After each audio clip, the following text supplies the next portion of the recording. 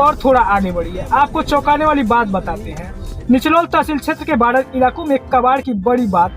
तो यह है कि निचलौल क्षेत्र के सरहदी इलाकों में जितने कबाड़ खरीदने की दुकानें हैं उतना पूरे जिले में नहीं होंगी। अब समझ में नहीं आता कि सरहदी इलाकों में इतने कबाड़ की दुकानें आई कहां से हैं और इसमें फायदा कहां से हो रहा है। इस इलाके में ना तो कोई बड़ा ट्रांसपोर्टेशन है और न ही कोई बड़ी फैक्ट्री, ना मिल, बावजूद इसके वाहनों के चक्के प्रतिदिन फटे पुराने टायर और कबाड़ हर दुकान पर आता कहां से है और कौन बेचता है और कैसे खरीद की जाती है। बड़ी बड़ी बैटरियां तो वहीं शराब, पानी और सिरप की बोतलें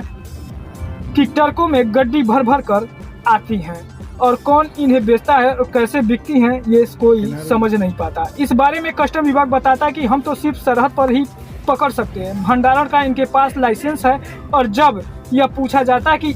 यह इतने बड़े पैमाने पर पुरानी वस्तुएं कहां से खरीदते हैं, क्या इनके पास वस्तुओं के खरीदने के रसीद या बेचने के रसीद हैं, तो विभाग कहता है कि आप स्वयं पूछ लें, देख लें, हम इस बारे में नहीं जानते हैं। और जब यह कहा जाता है कि हम पत्रकार हैं साहब, हम तो आपसे कह सकते हैं, हमें कोई रजिस्टर क्यों दिखाएगा, तो इस पर साहब इधर उधर की बातें कह कबाड़ियों से मिलकर बात कर लेने की सलाह देते हैं। कार्रवाई नहीं होती है तो वहीं बाहरी टीमें भी पहुंचती हैं पर कार्रवाई होती नहीं दिखती है। कबाड़ियों में सबसे बड़ी बात तो खुलकर सामने आती है, वह है विदेशी शराब,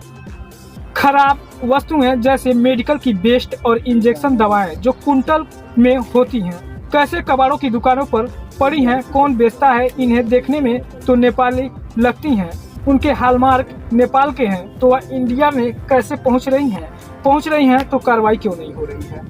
भारत की बात करें तो भारत में मेडिकल वेस्ट की अलग टीमें हैं जो खुद हॉस्पिटल पहुंचकर वेस्ट लेती हैं और मेडिकल निर्देशों के अनुसार डिस्ट्रॉय कर देती हैं, क्योंकि उनकी जहरीली धुएं जानलेवा होते हैं, तो उनके स्पर्श से गंभीर बीमारियों और कई प्रकार के वायरस फैलने का खतरा होता है, जिन्हें खुले दुकानों में बेचा नहीं जाता है। तो नेपाल के इन सरहदी इलाकों में मेडिकल वेस्ट इन कबाड़ियों को कौन बेचता है, और जब कोई इन दुकानों का सच दिखाता है तो इनके मालिक सभी दस्तावेजों और नियमों से सही रहते हैं, तो अन्य पत्रकारों अफसरों से मैनेज कर लेने की बातें क्यों करवाते हैं। सरहद पर तैनात टीमें ईमानदार हैं तो इन कबाड़ की दुकानों पर कार्रवाई क्यों नहीं होती है, और पहाड़ की तरह यह कबाड़ की दुकान इन इलाकों में आ कहां से रहे हैं, जबकि कबाड़ का गाइडलाइन यह कहता है कि हर प्रकार की खरीद फरोख्त की वस्तुओं का रजिस्ट्रेशन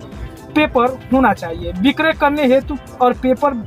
विभाग की प्रमाणित मुहर लगाकर सिलेंडर करना चाहिए। वहीं सेल व परचेज हुई वस्तुओं का बाकायदा रजिस्टर मेंटेन होनी चाहिए और प्रत्येक दिन की परचेज और सेल का पूरा रिकॉर्ड होना चाहिए। सेल और परचेज करने वाले व्यक्ति का पूरा डिटेल के साथ मोबाइल नंबर अंकित होना चाहिए। महीने के टर्नओवर की रजिस्टर होनी चाहिए और आय व्यय का आकलन होना चाहिए। वस्तुएं मार्केट भाव में खरीद बिक्री की जा रही हैं कि नहीं, आम लोगों संग ठगी तो नहीं हो रहा है, जैसे तमाम चीज़ों के साथ प्रतिबंधित वस्तुएं हैं